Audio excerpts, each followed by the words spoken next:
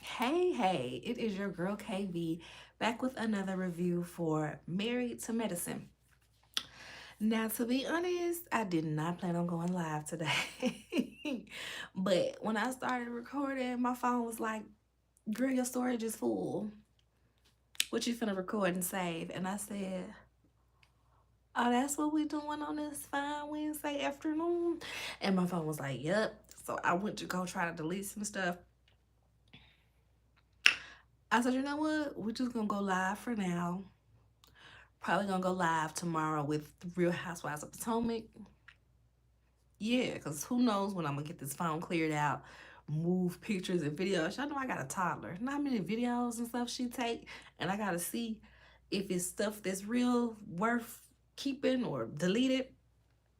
So we just gonna go live. Hey y'all. Hey.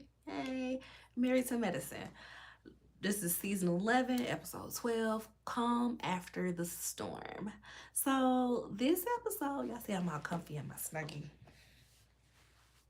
So comfy in my snuggie. This episode was crazy. These past few episodes of this show have been crazy altogether. Just crazy. Online, Heavenly had gotten a lot of backlash about her referencing gay men in her live. When she was referencing the guys and their argument, she was saying like any straight man, any real man is gonna defend their woman, and not the gay man, not the bitch man, but the real man. A lot of people was mad about it. A lot of people have done 30-40 minute videos to talk about it. Some people have even been very touched by this. I've watched one YouTuber, he was actually a bit in tears about the whole ordeal and what it brought up for him. That's cool. For me and mine, we're not gonna go that long. We're not gonna go that deep about no Heavenly. I don't feel like Heavenly's comments was out of hatred. Even though she was wrong, and I'm glad she did apologize, I don't feel like it was out of hatred. So it's just people say things. People say things. And people say bad things. Some people get beat up for the things, some people get reprimanded, some people apologize, some people don't. People say things. She got in trouble. Like I said, Heavenly is, oh, I don't have my ring on. Heavenly is the problematic fave. I understand that she is problematic. But anywho, let's just go and get into the episode. So, season 11, episode 12, Calm After the Storm. We start where we left off with Dr. G hollering at King once he gets halfway across the beach. See, I knew you was like that. I knew you was like that because that's how your girl is. I knew you was like that because that's how your girl is. And King, baby, that was King's 13th reason to ragtag that, okay? King came up out that shirt. They trying to hold him back. King sprinting across the beach. Everybody running. Sweet Tea coming. She done about to yank Phaedra arm off. She coming across here. Quad and them cheeks just bouncing across the beach. Just bouncing across the beach. Oh no. Oh baby no. Oh baby no. I was just like, okay. It's a lot going on, right? So like I said, Tia almost yanked Phaedra arm off her whole body.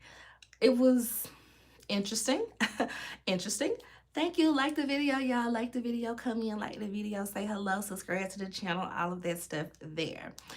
So Heavenly on her live said that T is the type that always putting her hands on somebody. She got it real bad, pushing, pulling, just doing a bit too much. This makes a lot of sense in the grand scheme of things. Now, production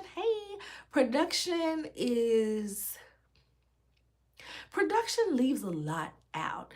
And I get it. We're not able to fit all of the filming that they have done into these 12, 15, however many episodes.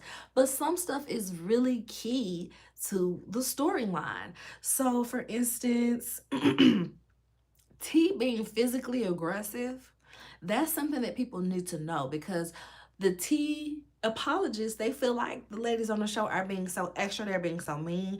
Everybody argues, why would we treat T like this?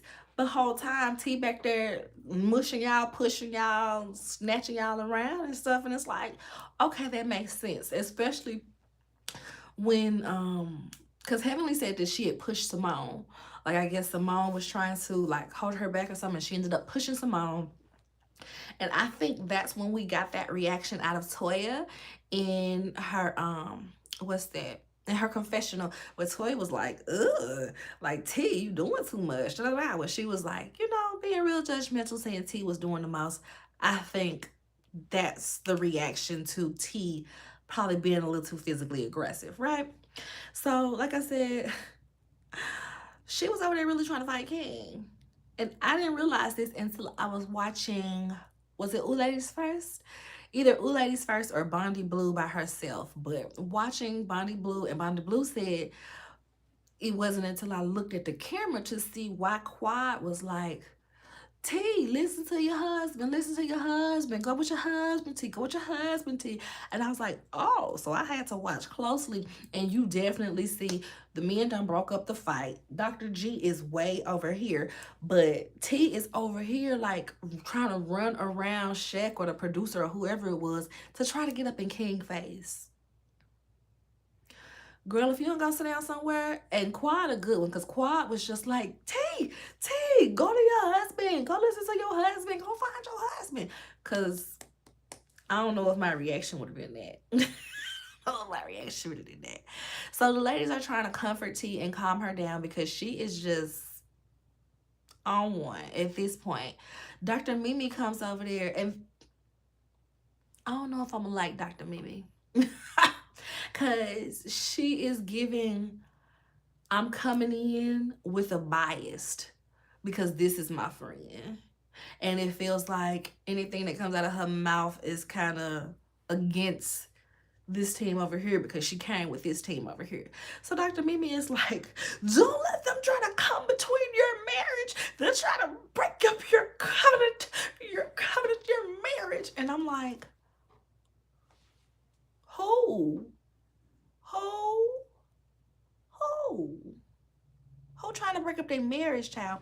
Nobody was even saying stuff about their marriage. This was a fight between the guys because Dr. G cussed out Quad and nobody knows what's going on. So the fact that Dr. Mimi was taking this to, they're trying to break up your marriage, they're trying to break up your marriage, it's like, T, where have you been telling her? And Mimi, why wouldn't you come in and try to get the scoop for yourself opposed to just jumping on the bandwagon of what TV's saying? Because that's what it's giving. She was doing a lot, but I get it, girl. Support your friend. But have you watched these episodes? I hate when people, it's really a delicate way for new people to come on this show because we don't want people that come on the show and act like they were there for everything that happens because they've been a fan and they watched it all. But at the same time, we don't want people to do what Dr. Mimi is seemingly doing, where she's coming in from a blank slate, but she's only taking T's side because that's her friend. I don't like it. I don't like it. So this is going on. They're trying to calm T down. And she's just like, why would they do that? Why would they do that? And then Contessa comes over and Contessa starts praying. Contessa got that like, baby, I grew up in a church type of prayer, okay? And then Phaedra comes over and starts speaking in tongues. Baby, everybody is confused. Eugene is like, what is happening over there? The Golden Girls, they like, is she speaking in tongues? The way they were saying tongues was funny to me. I'm like, do I say it real country or ghetto? Because they were like, tongues? Is she speaking in tongues? I was like, yeah, she's speaking in tongues. Toya asked, I'm Toya. Toya got her drink. She strolls over there and she comes right next to them to get a front row seat of what is going on. I was so weak. Apollo says, I've been knowing her since 1997 and I ain't never heard no issue like that.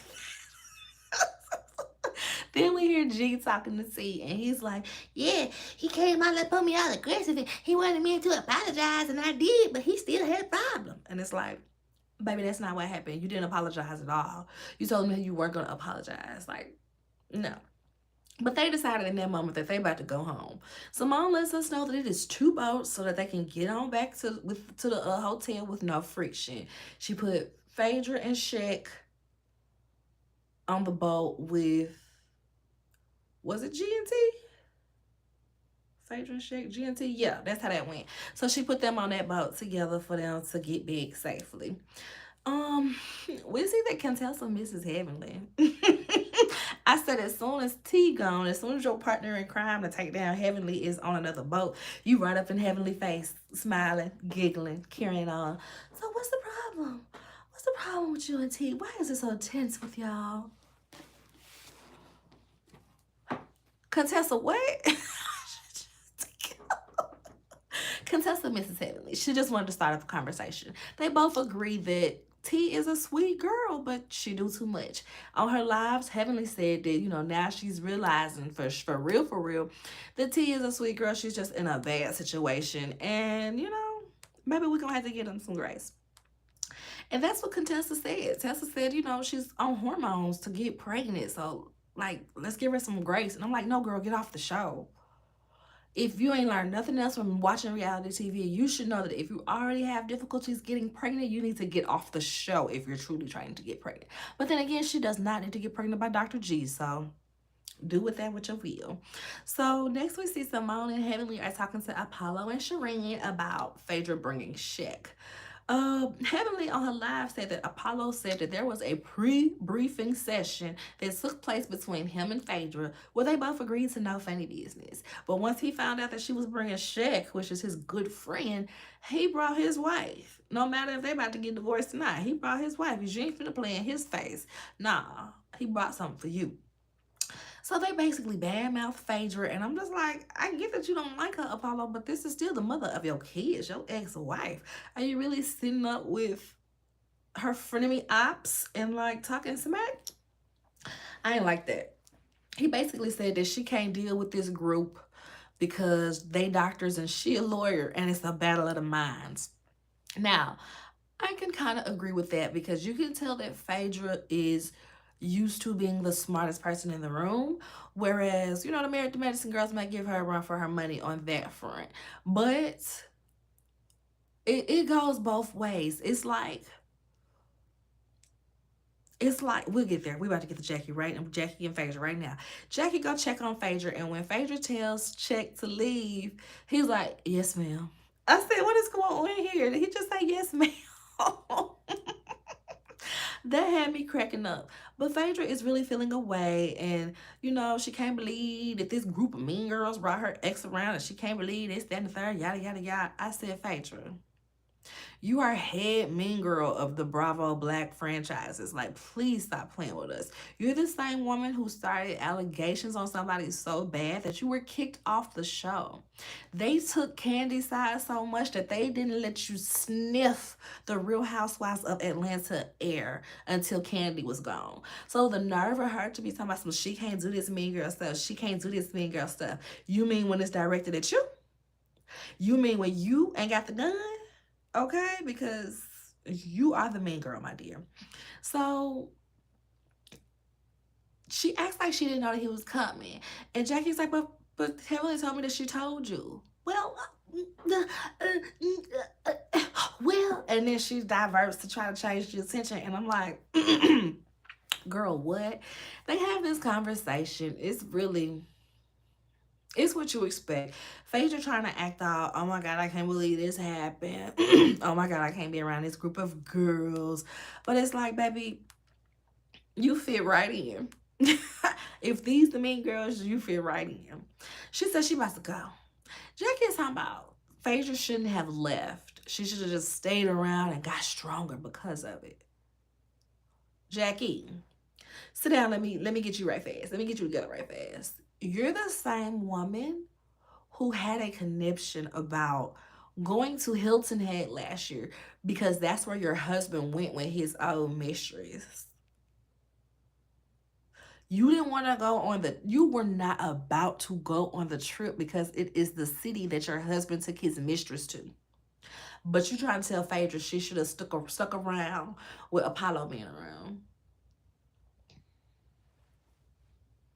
Anyway, Phaedra hops on that PJ with Shaq and they get out of Dodge, baby. I was cracking up. Next, we see the people, they go do, gender specific thing. The guys go smoke cigars. they're like, oh, it's too soon to be around the exes, and you know, all that mess came up because this, that, and the third. And King is like, nah, the beef happened because he was getting disrespectful. And they got nothing to do with the exes being around each other. Like, nah, he was disrespectful. I said, period. Damon is in his confessional like, I stand with King. Okay, I'm a ride for mine. Somebody come for Heavenly, I die by mine. And I said, period. And people trying to act like Damon putting on, but I'm like, please go back. Please go back to the episode where Mariah, when they was on vacation and Mariah broke that glass on the side of the table and was sitting there holding that glass like she was about to shank Heavenly. Y'all remember that? She was sitting there just like that. And Quad was like, girl, give me that.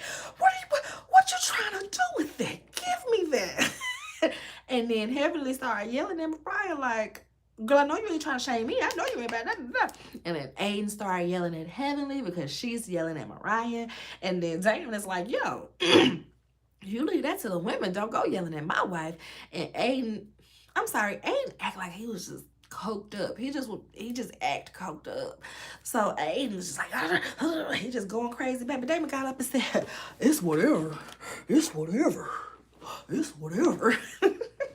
So yeah, Damon don't play by his. Don't be playing with Damon. They ask Steve how it is for him so far. He like, man, you know, I've been on a lot of couples trips, but none like this one. They like, us neither, now that you mention it. But he said he just there trying to diffuse the flames, make sure ain't no mess really popping off. The girls, we see them at a distillery. Everyone is just like, oh my gosh, we've never seen it get that crazy with the men in each other's faces. I was like I said with the guys, it came close. It came real close when Mariah was threatening to pico de gallo that, okay? When she was threatening to pico de gallo her, okay? But anywho, later on, oh, they talk about Phaedra. They talk about how Phaedra got on a jet. She left. I'm like, she got on a jet. Henry said that's Phaedra Parks. She got on that private jet and left. Now, these ladies really confused me because when Phaedra first came on, they were very much like, oh, Queen Phaedra coming to save the day. They were very much kissing her butt. They were very much all on board for her being here. So her being here and giving nothing, what did we think was gonna happen? She didn't give nothing on years for Real Housewives. Only reason she really had a story on Real Housewives was one because of Apollo. He was always up to something, so it was always a topic. And just the little random beefs that she would get into with the girls. She didn't just readily come with a storyline, readily coming to be vulnerable. Like, she did not do that. So the fact that they were so open arms to welcome her, I was confused by. But they changed up very quickly when it was time for all of this. They ready to get her up out of here. So all couples meet for a lemon squeeze after the exes leave. They're all wearing yellow. It's going to be a listening exercise. And Mimi brought lemons in the little glass bowl that they got at the auction. And I was cracking up because I'm like, do y'all think that bowl caused the argument in their house? Because the way Mimi's face was at that auction, at that event, when Steve bid $5,000 on that glass bowl that Quad made, she was very much giving like the F. Did that bowl cause confusion? She brought that bowl on that trip to give it back. Take this damn bowl out of my house. Okay, thank you. Anyway, so they asked everyone how they feel about the presence of exes. Dr. Mimi speaks first. And what she was saying was, it was valid. Her critique was valid, but it definitely felt like she was taking slick shots at Quad and insinuating that Quad needs to leave the group until she's healed. Mimi, you just got here. Speak. And she's speaking at this from, you know, a professional standpoint of triggers, mental health, things of that nature. So I hear her, but at the same time, I can't help but think she's taking slick shots at Quad. And then you see Quad face and she over there thinking the same thing, like, but I mean, it's evident that they have not done the work to heal. Well, for her to heal, for him to be a better person, period. But yeah, that's where they at with it. So she's talking about, like I said, she's talking like she know the full story. I don't like it. G needs to leave. He is an abuser. We saw that he was an abuser with Quad, and the fact that they brought him on this show to show us more of him verbally abusing yet another wife, it's insane to me. It truly is, right? So Toya gets the ball and she says, you know, we messed up for being messy. T was wrong, J was wrong, but honestly, we are all wrong, okay? We are the mean girls, okay? Like, we ain't even finna play like we not mean girls. And Heavenly is like, you know, thank you for saying the hard stuff like you always do, Toya. You're very much right. And she apologizes for bringing T on the show. She apologizes to Quad. Now, like I said, Heavenly is a very peculiar character because in her twisted mind, she brought T on the show to help Quad. That is her take. And I can see that because remember, this was in a time where they were trying to get Quad completely off the show. So in Heavenly's mind, she's like, well, if I bring T on the show, which is Quad's ex-husband's new wife, they'd have to keep Quad for the storyline, right? I get it. I understand. But in this moment, she was not thinking about Quad personally, mentally, okay? She was thinking about Quad and the show. You know what I mean? Just bringing up, she's thinking about this as far as Quad goes for the show, but not for her personal mental life, right? Eugene speaks up for Dr. G's feelings. Boy, hush. We don't care about his feelings. So we don't. Quad and Greg, they were like, oh, well, clearly they can't be in the same room. We know they can't be in the same room. And I'm like, are y'all crazy? They were in the same room times before. It's been times where they've been in the same room before.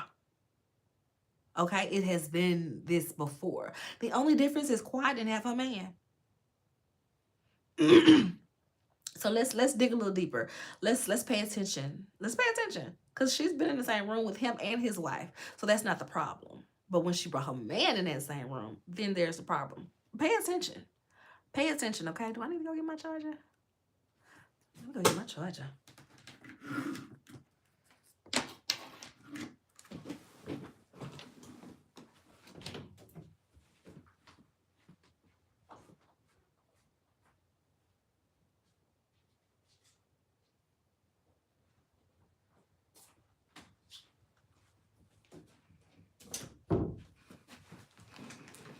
Yeah. So yeah, y'all. That's the thing about that. They trying to act like, oh, they can't be in the same room together. Sure. So next, where we at? Tess. Contessa talks about how, you know, we talked to G on the way here, and he was on fire. He was fuming. Whereas you, pointing at King, you're calm. You're chill. I said, yeah, wake it up. Wake it up. We see what the problem is. Let's not try to tiptoe around it because y'all trying to bro code this up. Wake it up, Tess. Wake it up. And she basically is saying that, you know, he's still mad. He got some more things to do. Steve was like, yeah, but that's a form of maturity to know when to leave when needed.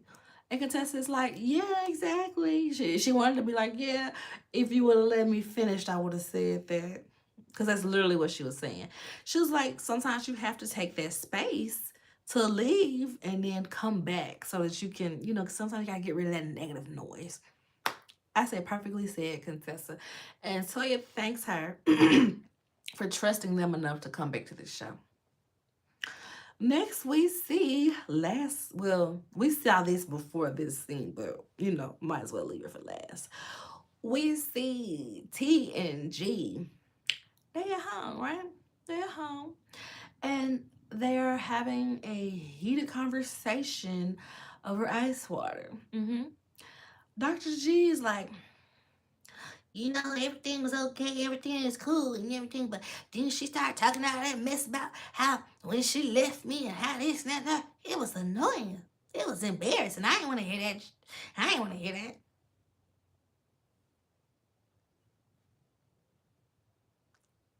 We've all seen. We know that she left you. We know. We've been here. We've seen it.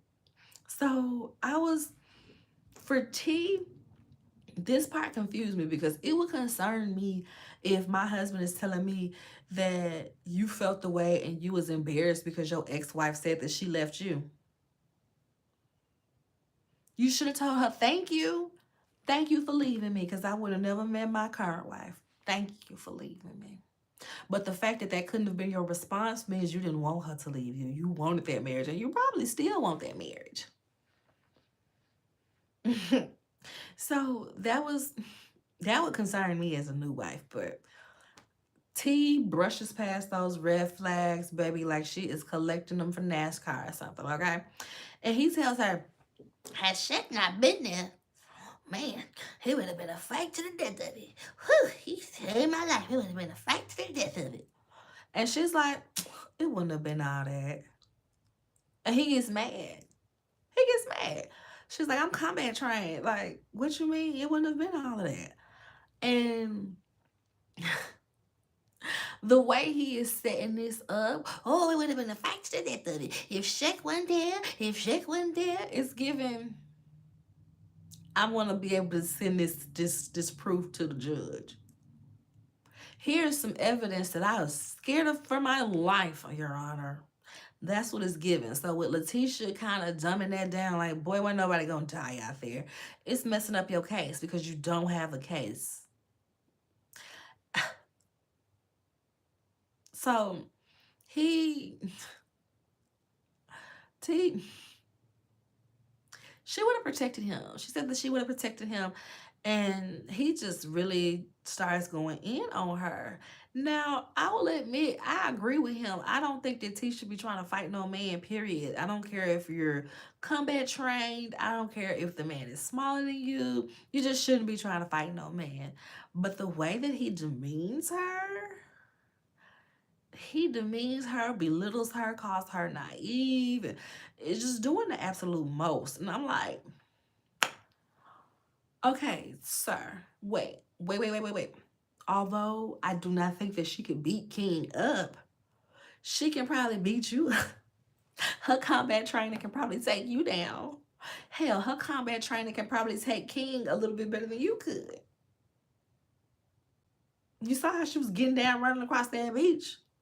Meanwhile, you was out of breath and that little boot scoot away. Like, stop doing that. It was just really terrible to see him talk to her like that. And then he storms off and goes up to the bedroom door, goes to the bedroom and slams the door. She's in her confessional like, where are you going? I'm all that you have. I said, baby, you're red flags too, because why would you say that to somebody? Does he not have family? Don't he have a twin brother? He had groomsmen. He has people standing up there next to him at the wedding. He had a side with people of his guests coming too. So what you mean you all he got? I was very confused about that. Very confused by that. But maybe they are meant for each other. Maybe they are.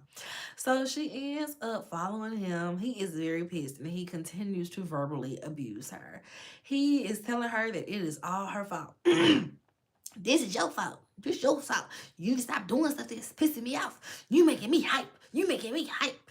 And he is really, in a little tiny voice, up there getting hype. Meanwhile, she's trying to get him to calm down because she don't want the cameras to hear it. Ma'am, you're still mic'd. You're still mic'd. And babe, you've seen this show before. You know that he does not care that these cameras are here showcasing his foolishness. He don't care. He did all of this with Quad. He did all of this and then some with Quad. Stop the fashion. Be quiet. No, but you need to be quiet. Gregory, be quiet. Just be quiet. And starts whispering. I'm like, babe, we hear it. We hear it all. Okay. And then that's where the episode is ending. We see Cecil and Simone in their confessional. They're my favorites because they spell in more house, and me and my husband spell in more house too. But Cecil says, time heals all wounds, And we still gotta get G and T side of the story too. But Phaedra might just be a lost cause, because when you're dealing with these kind of bitches, sometimes you just gotta let it go. And Simone. I said, not Cecil hit them with these type of bitches. Because sometimes when you're dealing with these type of bitches. I love Cecil. He is just too daggone funny, y'all. Too daggone funny.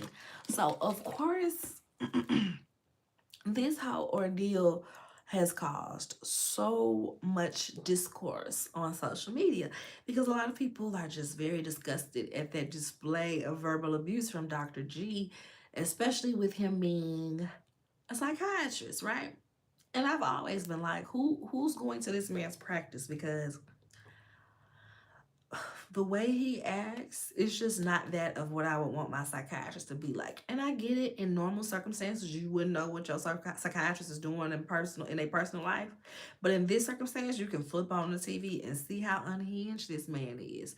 I wouldn't want him, not necessarily in charge, but having access to my mental faculties in that regard. Mm-mm, mm-mm. So there's this clip of Giselle. What's the lady's last name? Giselle Bryant from Real Housewives of Potomac. She's on her podcast, Reasonably Shady, with her old co-star Robin. And, she's talking about this episode, Married to Medicine. I'm not even going to get into some of the majority of what she said as far as, oh, it's so messy. It's just this. Oh, I can't deal with it. Oh my God. It's just so it's overproduced and it's this and it's that. And we're like, Giselle, not you that has the pre-production meeting with y'all Goonies every season to see who y'all finna scam on, see who y'all finna make up rumors about. Not you saying that something is overproduced, but we're not even gonna dwell on that. We ain't even gonna dwell on that right now because that's not the conversation at hand. Giselle mentions that she don't like the exes being there. She didn't think that the exes being there was okay. And at first I was like, okay, girl. So, and then I thought about it and I was like, wait, Giselle might be very, very triggered by this episode of Married to Medicine. And that's not me trying to be funny. That's me being very serious. Like, if we rewind times back to Giselle's dating history on this show, we can remember she dated this man named Sherman. She seemed very, very, very in love with Sherman. Sherman was all smiles when he was around her. They had a few hiccups here and there, but Sherman looked like he was down for the count. Even when he wasn't cemented enough to be, a husband on the couch at the reunion, Sherman was right there on the sidelines like, hey, babe. Hey. The kids loved him. He loved the kids. I feel like that was about to be her husband. Giselle and Sherman would probably be happily married right now if she didn't go at Monique for Monique to respond by bringing Sherman's ex-wife on the show. That was what broke her and Sherman up for good. He was like, oh, no. I told you I wasn't quite sure about this reality TV stuff, and now this is going on. So Giselle is probably really triggered by that, huh? I could see it. And I'm not even a big Giselle fan. I like her this season because, you know, she did what needed to be done at this reunion so far. And she ain't have Robin upholding her bull. But yeah, girl, Giselle is probably really triggered by this because this very thing cost her a really great relationship in her life. So that was interesting to see, and just thinking about Giselle as a human being and not a production rat. Yeah, it humanized her. But that's it for this review, y'all. This live. Make sure y'all like the video. Subscribe to the channel. Let me know what y'all think about the review and the episode. Off in the comments. Until next time, y'all.